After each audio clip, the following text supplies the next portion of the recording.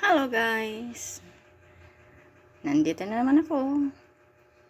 Ngayon naman po, papakita ko sa inyo kung paano po ako magluto ng simpleng crispy pata. Okay? So, let's go! Ayan guys, syempre kailangan natin ng karne. Para gumawa tayo ng crispy pata, ito po yung thigh niya ng baboy. And then, magpapakulo po tayo ng tubig. Lalagyan po natin ng bawang. Depende na po yan sa gusto niyo. Salt. Okay.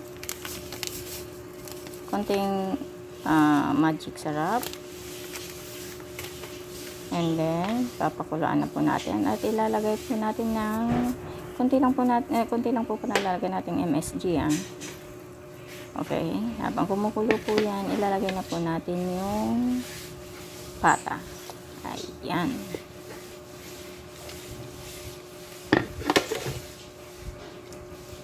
Ganyan po. Ganyan lang po ako magluto ng crispy pata. Okay. Then, ibuboy po natin yan. Mga at least 15 to 20 minutes lang po. Kasi mahirap na rin po yung sobrang lambot ng karne. Hindi na po siya madaling mag-crispy. Ayan. Lalagyan po natin ng konting ground pepper. Okay. And after that, ayan na po siya. Naluto na. After 20 minutes, ganyan na po siya. Alright. And then, after deep fry, ayan na po ang crispy pata natin. Okay. Ayan. Crispy na po yan. Kailangan po deep fry siya. Okay.